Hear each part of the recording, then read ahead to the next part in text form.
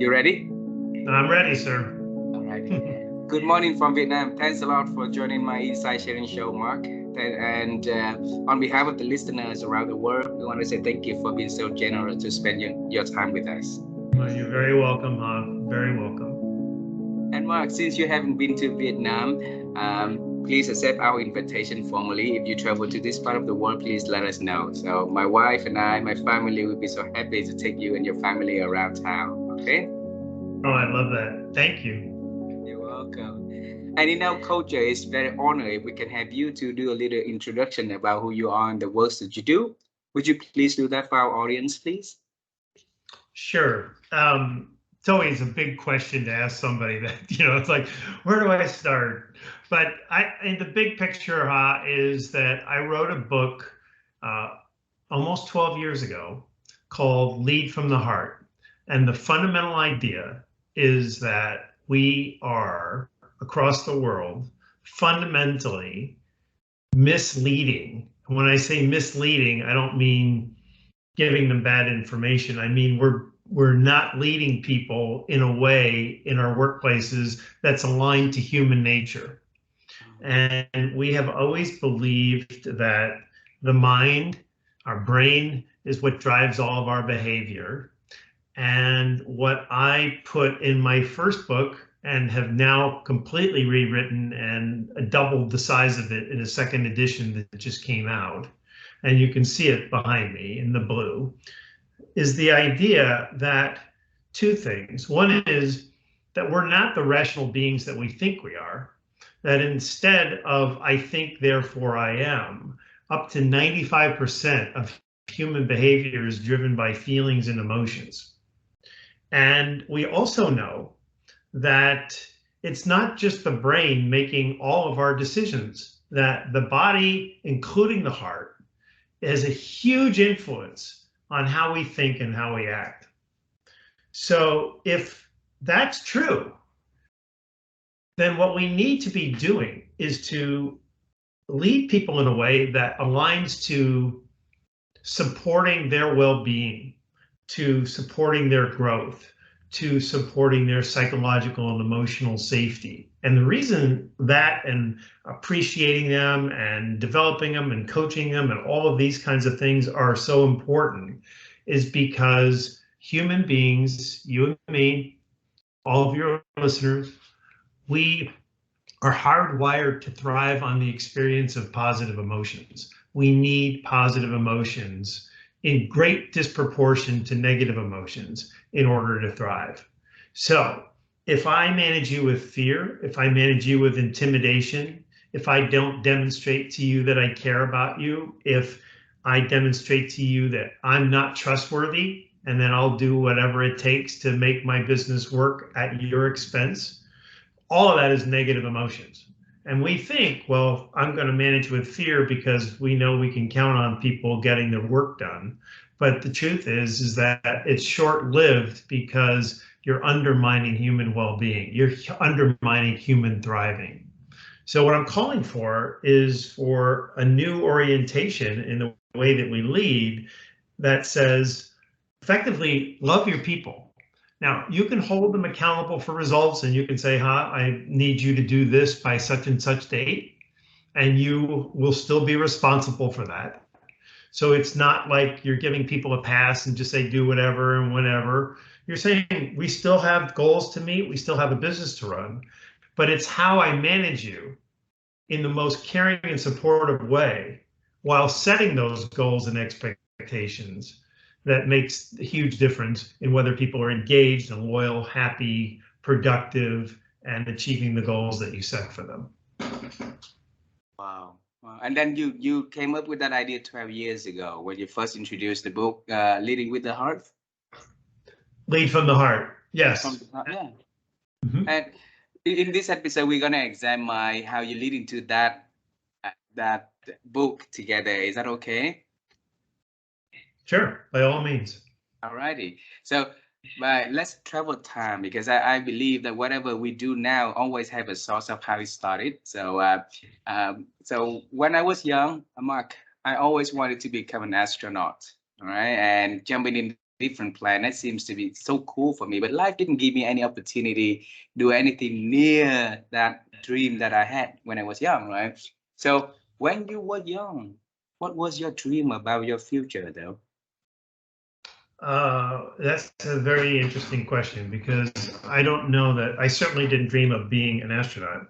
And I don't know how to explain this except to say that, it's one thing to have a mom and dad that would say, if you can become an astronaut, we support you. That would be phenomenal. And not only that, but we believe in you. So you might not have had the education opportunity or the financial support or having NASA, having rocket opportunities right where you live and so forth. But nobody said to you, that's a joke.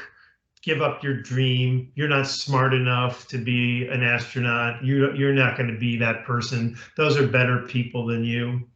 That's what I grew up with. I grew up with my mom died when I was very young, and my father abused me in the way that I just described. And so rather than having dreams of who I could be, I was sort of of the mindset that there were a lot of things that I couldn't be, that certainly I would never have dreamt of being an astronaut because I was told repeatedly that I wasn't smart enough, good enough, capable enough to do much simpler things in life. Like my father believed that I would be a failure in anything that I set my mind to. So I never really had any dreams of flying to the moon or to Mars. What I had a dream of was finding people in the world who could shine a light on me and say, you're not the person that your father is telling you. You're somebody who has value and has worth and is a good person. And I did find that in my life, gratefully. Was you able to find those people? I was. It was interesting because there were some, I'll tell you about one. So my father remarried. My mom died when I was 9. By 10, he'd already remarried.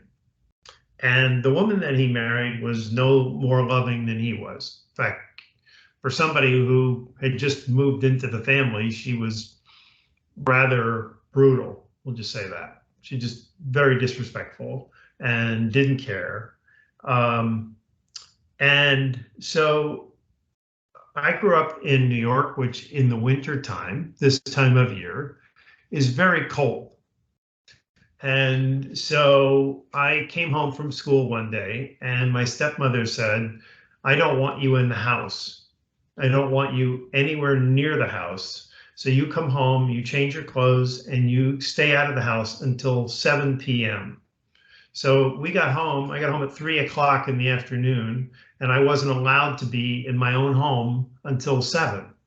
Well, you can't stay outside. It's too cold. A lot of days it's snow and it's freezing out and you just, nobody's playing outside anyway.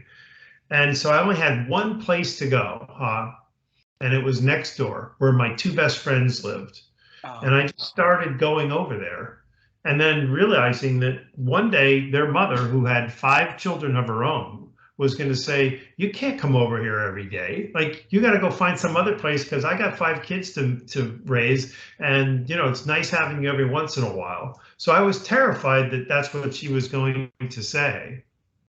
And instead, a couple weeks later, she took me aside and she said, I want you to come here every day. You are part of our family. I want to welcome you here every day. So you are safe here. So she must have known what I was experiencing. I never told her, but she figured it out. And what I want you to know is she's 90. She'll be 94 years old next week. And we are still close, still friends. I talked to her last weekend for about an hour. And that's 50 years later. Wow. And then what's her name? Mrs. Whitman. Carol Whitman. Carol Whitman. Okay. So next week I will send a birthday wishes to you so you can transfer to Carol for us. Okay. I will do that. I'll do that. That's wonderful. Her birthday is the 11th. 11 February 11th, right? All right. And Mark, Look back at that. You have Carol as the one that shed lights on you, and then the journey that you are doing now shed lights to a lot of people to follow, to look up, to find motivation and inspirations, and that is the purpose for my for the Inside Sharing show that we do. We use stories of amazing people, who overcome challenges and do amazing things in the world, so that they can, become a life for that people to follow. So from that 9 years old, growing up, and please tell us how the journey took place for you after that. So I'm not really sure why he did this, but so when my mom died, my father remarried, I was 10. And when I had just graduated from high school, my father said, "It's time for you to live on your own." And so he kicked me out of the house with no money, no support, no invitation to come home on holidays or birthdays or come home for a Sunday dinner. He literally asked me to leave with giving me nothing. And you can imagine somebody who's not expecting to be kicked out of the house when they have no income and no money to go find a place to live and then also try to go to college. So what I had done, and I hope I can explain this properly, but because my father had told me that I was never going to be anyone, amount to anyone, I believe that if I didn't graduate from college, that he would have been right. He would have proved me right. So I made the decision that I was going to graduate from college no matter what. But you can imagine when you're trying to live and just find a place to sleep and eat and how you're going to pay for it, that the first couple of years was really painful, very, very painful. And so what ended up happening for me was I did figure it out. I got a job and I started to kind of figure out a way of managing my life where you wake up and you go to school and then you go to work and then you go back to the library and you stay there till midnight and then you go home, you go to bed, and you just keep repeating this. Ultimately, you're going to get through. And I did. So by the time I was done, I graduated from a great university in America and I did very well, but I was massively deficient in a lot of things. And deficient in the sense that I wasn't dreaming of being an astronaut. I was thanking the gods that I managed to get a degree and like believing like that's the best it's going to be. Like I somehow pulled this off, but I don't have any dreams of going to law school or graduate school or anything like that because I'm not that person. So my father's voice is still very deep inside of me, even though I've just graduated from a great college and I've done well and I'm going off to start my career. And I just realized that the confidence level of people that were my age coming out with the same education were just in a different place psychologically and emotionally. They believed in themselves and they didn't just have dreams. They were like, I'm going to fulfill those dreams. And I was like, phew, like I can't believe I survived this. But what I did was I started thinking about like, what's the difference between me and them? Like, why do they feel so confident that they could apply to a college? I'm believing if I apply to a graduate school, they're going to laugh. That's what I was thinking when I was graduating. And I realized that what I didn't get growing up was somebody who cared about me, somebody who thoughtfully directed me to help me pick the right classes, somebody who encouraged me. Hey, I hear you got a good grade on your paper. Congratulations. Would you like to talk about the book that you just read? Because I can help you. I've already been through all this. I didn't have safety on any level. I always was terrified about money. If I didn't have enough money, then I wasn't going to be able to go to school. So there was massive instability. I didn't have love, is really what it came down to. So, and I can't explain this. I can't even to this day. I believe, I'll say this parenthetically, that what I'm going to tell you is an explanation that I was put here on this planet to do this work. I was put here to have the horrible upbringing and getting kicked out of the house and having this massive struggle and having my whole first 18, 22 years of my life just being a massive struggle for a reason. Because when I started managing people, I unconsciously gave them all the things that I always wanted and never got. So I made them feel safe. I taught them, like, if I read a book over the weekend, I would type up the notes and give them to everyone. I coached them and said, hey, it took me many years to learn this, but I want to teach you so you don't have to go through what I did. So what happened is that I just thought everybody managed this way, but they didn't. And when I was in my early 40s, somebody who had worked for me for 20 years said, you manage people very, very differently.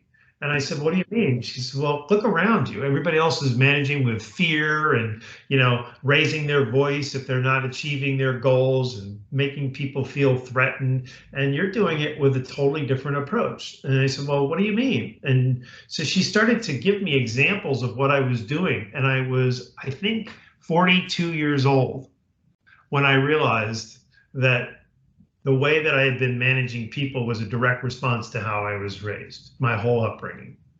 And when I realized that, and I had done it all unconsciously, I was never thinking I was going to be doing podcasts with someone in Vietnam. I'm thinking I'm going to continue to be a better leader by understanding this because what I'm doing is working. So I started refining it, experimenting with it, and doing more of it. And every team I ever managed just was unbelievably successful. So I just kept getting promoted. So fast forward, I ended up leaving my career, had a very, very senior level position in banking, financial services. And a friend of mine, so I started to write the book, and a friend of mine said, you're going to have to explain why your practices work. Otherwise, his words, he said, people would think you need to have a shitty childhood in order to lead this way. And it amused me, but also I realized in the moment that I hadn't done that work. Like I hadn't figured out, why did people respond to this? Like, what was the effect on people? Why did they scale mountains for me? I just took it on faith that if I said, I had great success with this, if you do this, you'll have great success. And he was like, no, that's not going to work. That's not going to work. So I spent 18 more months looking for research to validate my thesis and the core piece of it. I found an unbelievable amount, which became the whole first half of the book, and it's the first half of the new book. But what I want you to know is that I reached out to a world-class cardio surgeon, heart surgeon, and I said, I have this belief that what I was doing for people in the way that I led them was affecting them so deeply, like in their heart. That's what I believe. And so I wrote her and I said, you're this world-class heart surgeon. Is it possible that I could have been affecting the hearts of people? Like, that's what triggered their behavior, that their feeling inside their hearts could motivate this? And she said, no one has ever asked that question before, ever. But you're right. She says, we're finding this out, that we always believed the heart was just a pump that circulated our blood. And now we're knowing that the heart and the mind are connected and that the heart sends more signals to the brain than the other way around. And so when you say lead from the heart, she goes, you're affecting people and literally, not metaphorically. And that is what gave me the courage to call the book Lead from the Heart, because the science that's emerging shows we have more than one form of intelligence, more than just this, that our whole bodies are filled with neural cells, and that our hearts are very much involved in influencing human choices and behavior. Beautiful, beautiful. Mark, I want to bring you back onto the journey that in the leadership journey that you've been in, right? And your life, you came from the background of lacking of love, lacking of care and encouragement. And in that environment, a lot of people get out of that environment being lack of certain things in their life also. So then when and at work, the world is not going to be in full circle. But you've been able to not to transform from there and show the people you lead with care, with love, with whatever that you've been lacked before. What message did you talk to you back then every day though? What was the last part of the question? Because you're summarizing it beautifully. I just want to understand your question. Yeah, the question was, what message did you talk to you? Did you remind yourself every day back then for you to keep doing that amazing work that you lack of from the I, environment you I had I before? don't Yeah. I don't think so let's start with the premise that I was not aware. Mm, So I'm managing people for the very first time. mm, And on some level, I decided I'm going to care about these people. I'm mm, going to make them feel safe. I'm going to make them feel supported. I'm going to be their advocate. I want them to trust me. And if they don't think I'm doing a good job, they can come and tell me that, and it's not going to get them into trouble. I'm going to appreciate them. I'm going to make sure they don't go home on a Friday night wondering whether or not their boss is happy with them. If I'm happy with them, I'm going to tell them, you're doing a fantastic job. I'm so grateful I hired you. Go home and have a wonderful weekend. mm, And so what happened was from a very early age, I'm managing people and getting great success out of people. And I just thought, this is how people manage. This is what everybody does. I uh, didn't realize that I was playing off of how I was raised. It went from my own instincts. mm, And because I got such great results and just kept getting promoted and promoted and promoted, I didn't question it. I didn't go, why is this working? I just was like, just keep doing what you're doing. It's working. So the thing is that it was instinctual. uh, Like I did this because of who I am. That's what I uh, came to realize, right? And who I am was, of course, very much shaped by how I was raised. And so I think that I was beginning to see it myself, but when this person, her name was Cecilia, when she had been working for me off and on for 20 years. So she'd seen me over and over and over and seen the different teams that I'd managed and how I got them to be so high performing. And when she said it to me, I think I had come to the same conclusion at the same time. Like, I am a great leader because of that upbringing and because I just wanted to give people what I didn't get and see how it worked. And the other thing, is that it was hugely healing for me to see other people do so well, knowing that I had a role in it. Be like me coaching you and you becoming an astronaut. I'm like, wow, like I helped him. That's healing. That helped me. So when I was successful and I could see people, I could see the joy that people had and the desire to work for me and the desire to work hard for me, I knew that that was a result of my leadership, and that made me feel really good, and that helped me build confidence and overturn the feedback that I had gotten from my father and kind of heal that process over a period of years.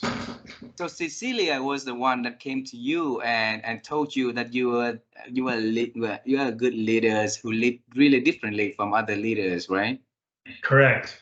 Wow, beautiful. How nice of her to come and give that message to you. So it brought you into a new directions in your life also, because I know that I noticed that you've been running your own company for over 13 years by now, right?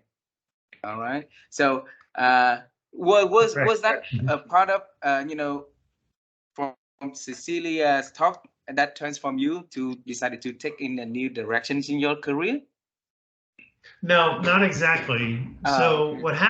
what happened was when she said that to me, I thought so now I'm putting the pieces together. I'm like, oh my goodness, my childhood upbringing and my mom dying, dad's abuse, stepmother's abuse, getting kicked out of the house, all that struggle. It rewired me. It changed me.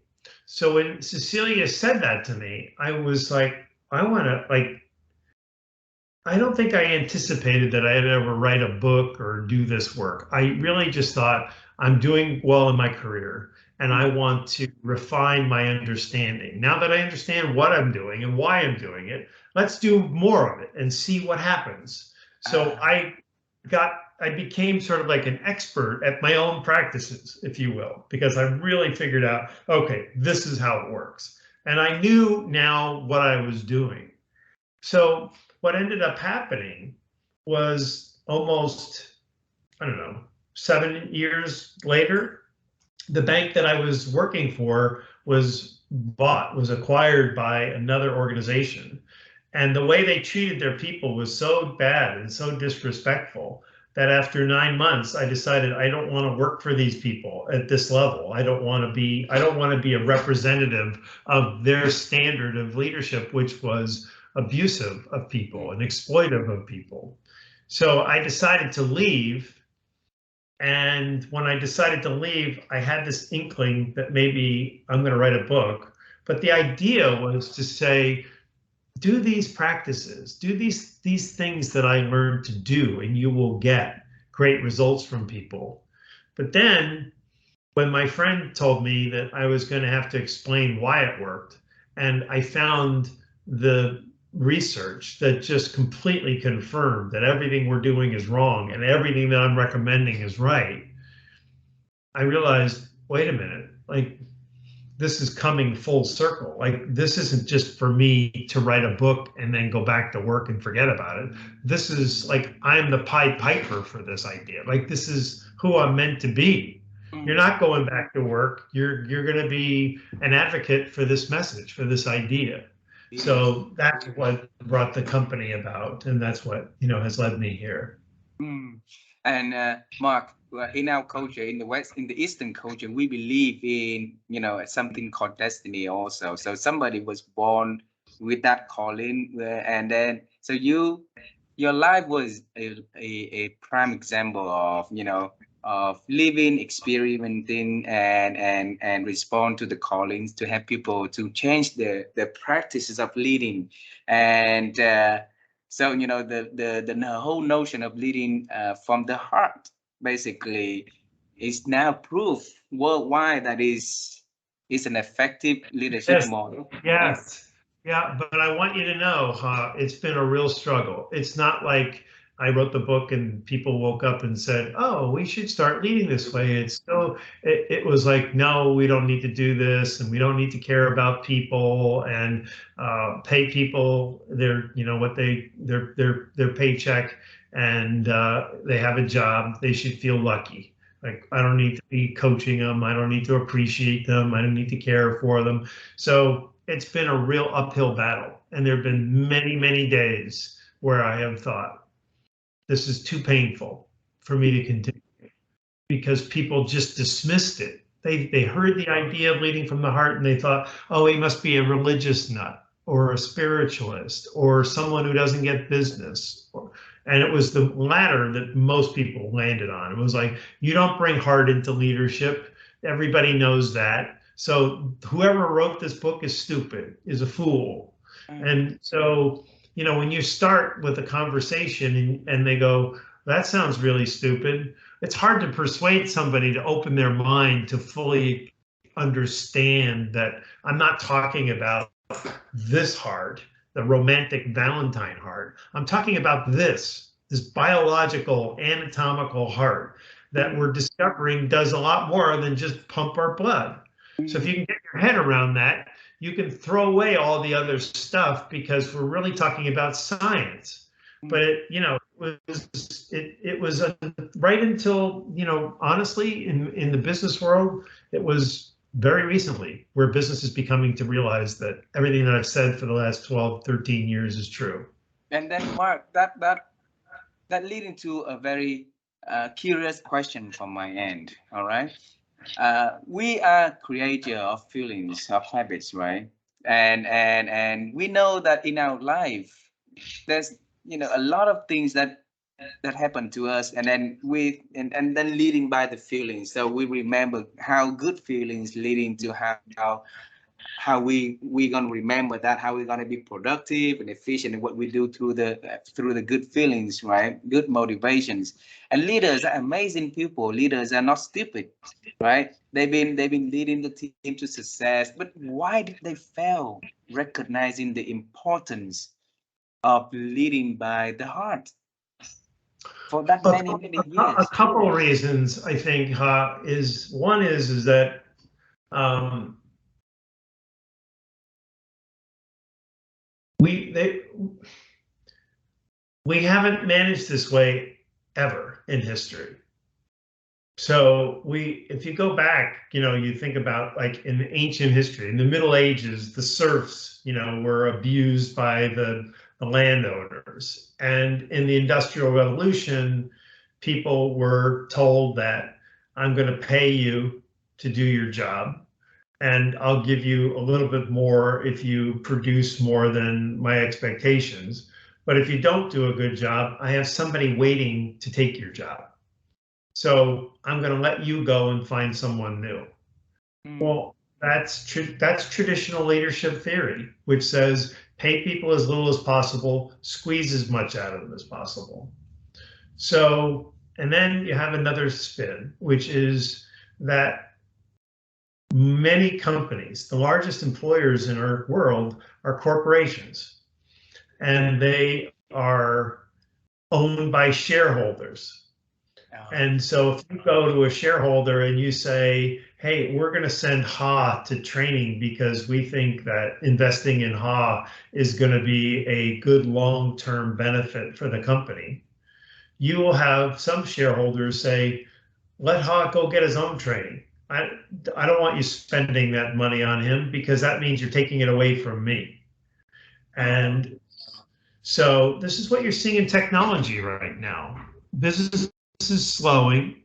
And so rather than saying to people, hey, let's figure out some ways of saving money, let's, maybe everybody take a month off unpaid, but nobody loses their job, right? So that would be a sacrifice. But if I said to you, if you took a month off and everybody else took a month off, but you get to come back to your job, wouldn't that be better than saying, you don't work here again, ever again?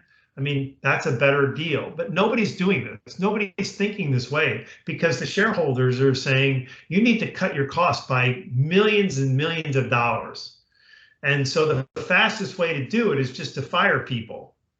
Well, that destroys trust. It destroys, any proposition that people matter here, you're valued. Like if you get in trouble and the first thing you think to do is to fire me, well, then I don't matter.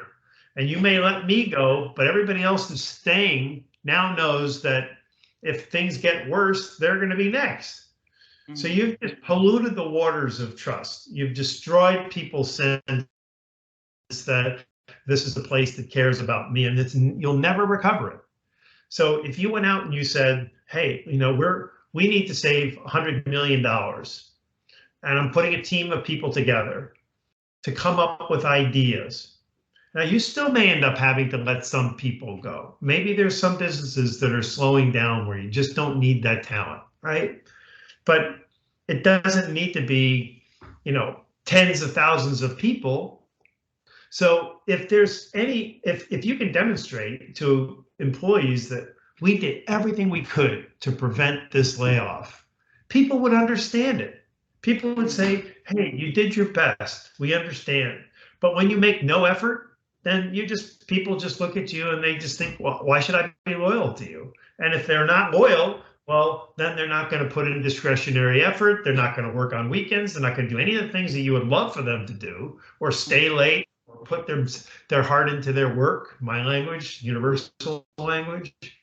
So we do a lot of harm by thinking that the way we've traditionally managed people, which is you're lucky to have a job, I'm going to find somebody else if you don't do a good job, and I'm going to let you go if things get into trouble. None of that works in this world any longer.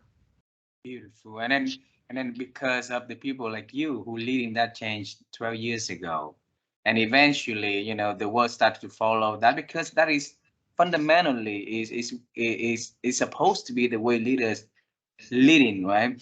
I want to ask again, and because it's repeatedly happening in your life, because you always went through challenges and go against it, right? From the word lacking of love, lacking of support, you went against it and experimenting pains, and but to get the college degree and get into the corporate world and working. And when you had the idea of a new kind of leadership, and through your prime example of how you successfully leading teams, right, and are leading from the heart, you went out and advocate that for other people, and you got a lot of pains also because of rejections, because of people don't believe in that what you believe. So during that time, again, what did you talk to yourself to make sure that you can go through such pains and continue doing that works? It's a very good question because there have been days where I haven't been that strong, to be honest with you. Um, but I think that, so for one, it's interesting because education embraced this almost immediately. So the book, while business still kind of, we're not so sure, 10 universities in America have used my book and taught it in their classes. And so that was one form of encouragement that kept me going. Another is that I started writing articles for Fast Company magazine, and I started to realize that people were reading them. Like they might think that my idea is crazy, but when they read the article, they go like, "Huh, like he's making sense. Like I actually agree with that." So I was having influence, and then I started my own podcast, and it's has an audience in 163 countries now. It's in the top 1.5% of all podcasts in the world. And I realize people want to lead this way. That's why they're listening. They want permission, they want guidance. And then the final piece is that my wife and family have been hugely, like they believe this is what I'm here for. And so on the days when I say I can't take this because this is just like when you know something is true and you have resistance from people based on nothing, just on their own instincts and their own, right? Like their own immaturity, their own lack of consciousness, whatever, to just dismiss it without understanding it. It gets painful after a while. And so I've had family and friends that kind of, dust you off, pick you back up and say, get back in there. And that's been really helpful. Had I not had that, I wouldn't have kept going. Beautiful, beautiful. So Mark, now go to the book. All right. So leading from the heart. Now we know the fundament, the overall of that. So tell us about the book. What is that? Like structures and for our audience. So the beginning is the very beginning of the book is the preface, and the preface tells the story of my upbringing in greater detail than what I've shared here. But it came to the conclusion that I hope your audience has already, which is that it influenced me, my upbringing influenced me to see the world, approach the world very, very differently. And had I not had that upbringing, I never would have been the person I am. I never would have been talking to you. I never would have written the book, and I never would have had the idea of we need to change fundamentally how we lead and align it to something that's more humane. Never would have had any of that, right? So that's the preface of it, so that people can understand, like, why is he talking like this? Why does he see the world this way? And I think when people read my story and they see the pain that I went through, I think a lot of them realize I went through that. Not my exact experience, but I talk to people, and most people will start to tell me, my daddy was hard on me, or my mom was difficult, or I lost both of my parents in a car accident, or my dad was an alcoholic, or what. You start to hear these stories and the pain that people went through, and I think it starts to give people hope that like you can still have a good life if you have those kinds of problems, and a lot of people do. So from there, the first half of the book is all of the research, which shows that people around the world are actually suffering. It's no longer that they're not happy in their jobs. Mental illness, mental health, um, burnout, depression, anxiety, stress are at all-time highs. Like we've never seen them this high.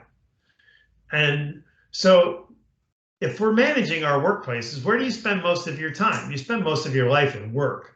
So if we have all of those problems, it's clearly a report card that something's not right about the way we manage. It's something in our spirit, I believe. Like we're managing people in a way that's harming people in their core, their deepest level. And there's so much evidence. It's unbelievable, whether it's Gallup's data on, and I was first to report this, on engagement, on all the things we just talked about. Then there's evidence of companies that have already adopted this on their own. So without any influence from me, they figured this out. They started experimenting and started doing it and started to see the same outcomes that I did. And so for anybody to go, well, that'll never work in business, here are some companies that have not only done it, but have done it for a very long time and did it in a way that made them successful and made people thrive. And then there are 4 practices of leading from the heart. So the second half of the book is dedicated to those practices, which have to do with a new mindset around hiring, a new mindset around the relationships that you need to build with people and to get to know their story so that you can support people individually, that it's not just I'm managing everybody the same way. You need to manage people on a very personal level, and you need to know their story in order to get that. Another is to actively develop. We know that growth, the sense that I am growing, is one of the single greatest drivers of engagement. So I talk all about different ways for managers, workplace managers, and leaders to develop people, even if they don't have resources to send them to expensive training. There's all kinds of things that you can do to make people feel legitimately that they're growing. Promoting them from within is one, by the way. Giving them the sense that if you work hard and you take the coaching and development to heart that I'm giving you, that you could be doing something more down the road, more senior, more challenge, depending upon whether you want that. And then the final has to do with recognition and appreciation and how fundamentally important that is, but also how there's just very little evidence that most managers do a very good job of it. And that people, they say, oh yeah, my people know how much I appreciate them. And then you go to their people and they go, he never tells us. We never hear it. I don't know. I work really hard and my manager never says anything. So there's that. And then there's an addendum, sort of in addition to a lot of the new information in the book. There's more data on emotions and confirming. So very recent research from state-of-the-art people, major academics, that have landed on, wait a minute, feelings and emotions are driving our behavior. It's not our rational being, up to 95% of our behavior. And so what I end the book with is this confirmation that it's irrefutable. Like there's nothing you can say that, oh, this is too soft, or this is too weak, or you don't bring heart. It's like, there's so much data here and so much compelling research from so many different impressive people. And then finally, I speak, interestingly, people ask me 2 questions almost every time I speak. The first one is, whatever happened to Mrs. Whitman? We talked about her. So I tell her that I went back to New York for her 90th birthday. They have 5 children. They're all still alive. I was the only one that she wanted there that wasn't one of her own children. And so she's still very close. And then the last piece was, did you ever reconcile with your father? And I won't tell you the answer. I'll leave it to you, to your readers, to your audience to read it. But it's a question that people ask me over and over, and it has a pretty interesting outcome. Beautiful, beautiful. Well, I hope one day that you will give that answers to your audience also, the second questions, but it's up to you, right? To give that answer. Mark, go to the book. If you pick one chapter that you really, really like most from the book, what would that chapter be and why? It's interesting because I failed to mention it. I absolutely failed to mention it directly. But it's the very first chapter that I wrote of the book. And it's all about the science of the heart and how we have, for hundreds of years, believed that the brain is where all of our cognitive activity is, and that the heart was just a pump. And now we're learning not just that the heart is intelligence, but that our entire body there's something called interoception, which by the way, I did not write about, but it's emerging now. So since my book came out just a few months ago, there's 2 authors that are writing about this. And it's feelings and intelligence that's happening in our bodies, and that our bodies are sensing information. They're sensing things that are going to happen without them happening yet. We have this, it's like a 8th sense, if you will. It's like even deeper than an intuition. It's informed and it's coming from our body. And I believe that the heart is part of this, very much so. And so where does that come from? What is that intelligence? Is that spiritual intelligence? I don't know. But what we know is that it exists, and we know that if you tap into it, and we, by the way, know that Jeff Bezos and Steve Jobs and the founder of Starbucks, Howard Schultz, that they repeatedly say that they will be presented with data, but then make decisions based on a feeling. Well, what's that? Right? So it's the chapter that I'm proudest of, besides the preface, simply because no one's ever put these pieces together. I went outside of leadership, traditional leadership books, and went to cardiosurgery and heart science and put these pieces together. And I'm proud of it because everybody continues to talk about, now we're talking about heart-led leadership, and they're just talking about it metaphorically. And I'm saying, no, it's not a metaphor. It's real, it's science. And if you understand that, it becomes easier to embrace than just a metaphor. Wow. And Mark, a lot of leaders are now still practicing the old traditional leadership practices, right?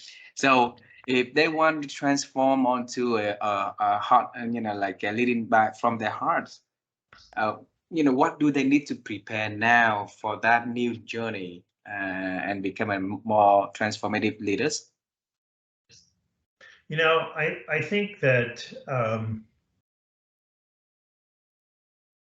that my greatest influence might just be, particularly with men, but not necessarily, that I'm actually giving people permission to lead in a way that not only feels more natural, more satisfying and rewarding, but something that they've been thinking they should have been doing for a long time, but were told not to.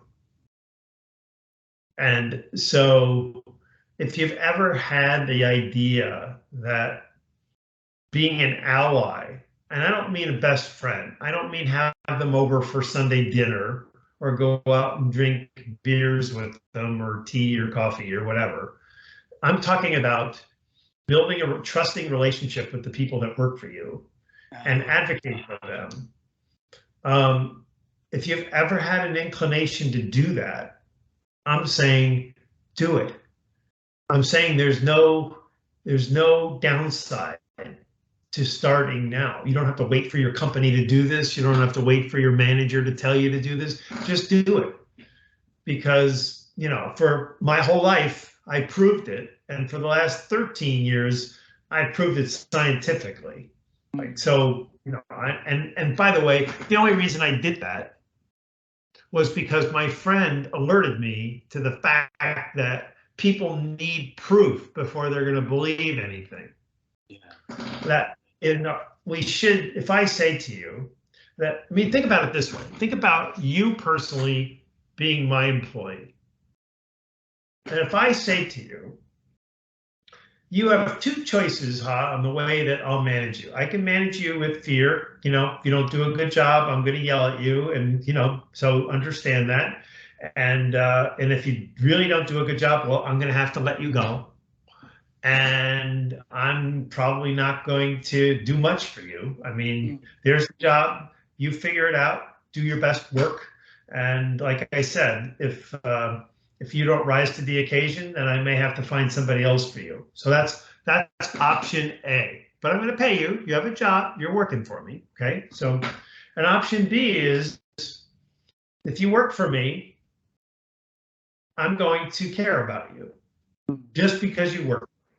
I'm going to invest in time with you. I'm going to figure out what you do best and help maximize that talent.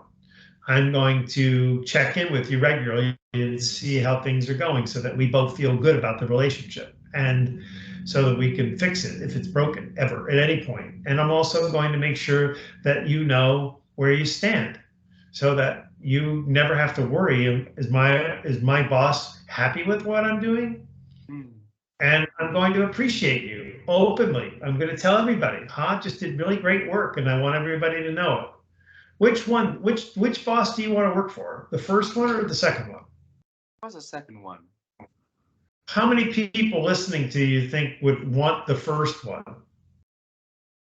I don't think any.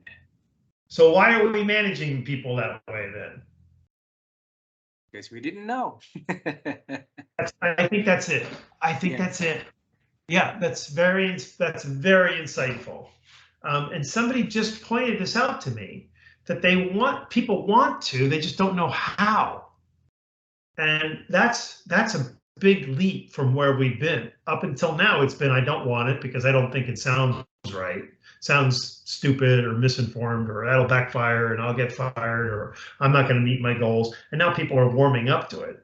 But I think you're right. I think it's because we've never told them that this is how to lead. We've just left it up to them, so we manage people the same way we were managed, and we were managed in the fear and intimidation way. So we just keep passing it on. So we need to stop and start teaching this way, so that when people become, you know, your age and my age, that they're capable of going in there and loving their people. For a very long time, we heard a lot of talk about, you know, like leading with, and love what you do and do what you love, right?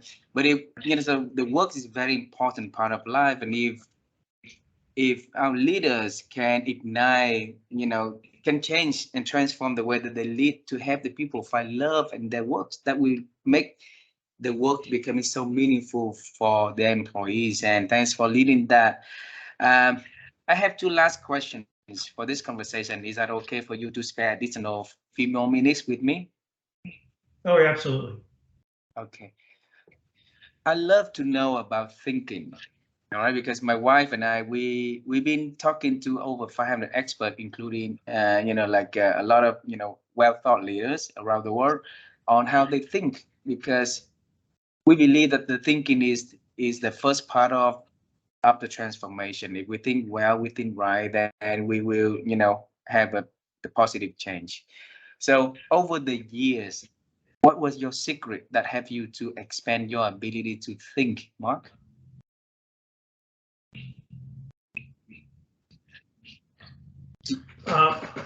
I read at least a book a week and have for probably the last 30 years. Okay. And so curiosity is the answer. What don't I know? what can I learn that will make me more effective?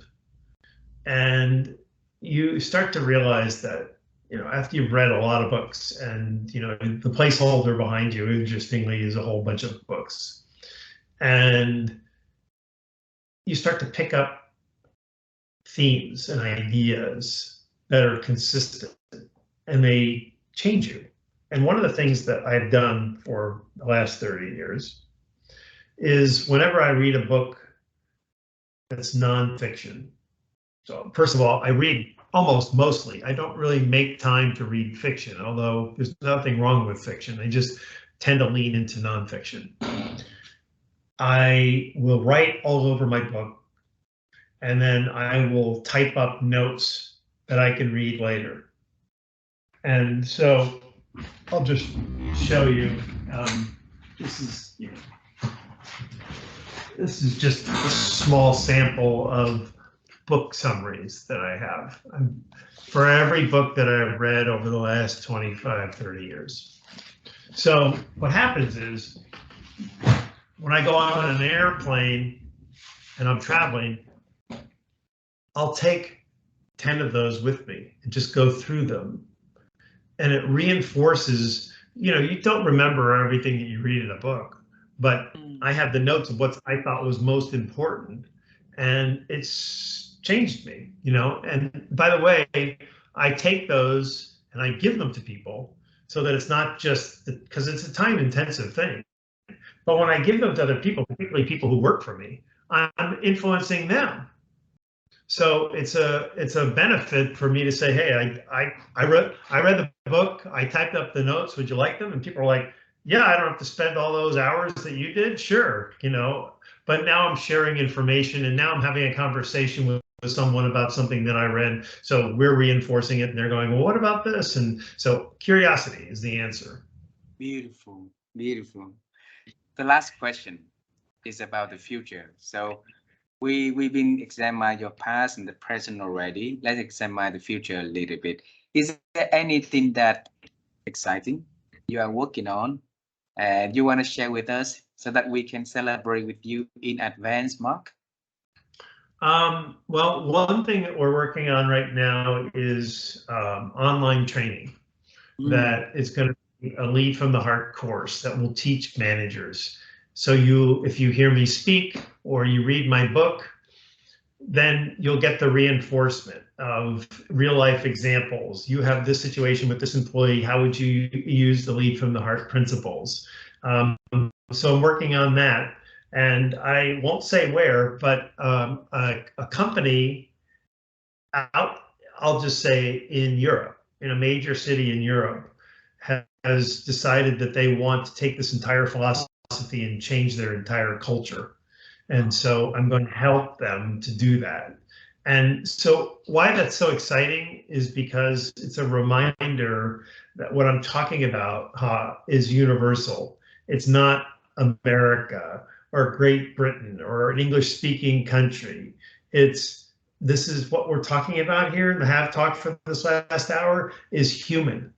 It's every job. So people will go, oh, well, I work in manufacturing. That sounds like a great idea to lead from the heart, but that won't work in manufacturing. And then you talk to somebody in, hardware, and you go, you run a bunch of hardware stores. Could you manage like this? Oh, well, no, that won't work for us. That's something that will work for other people. No, I'm here to tell you, you're wrong. You're wrong, wrong, wrong, wrong, wrong. It doesn't matter what job people do. It doesn't matter their age. Doesn't matter man or woman, college educated, no college, whatever. Everybody responds to this because they're humans. This is what people need in order to optimally perform.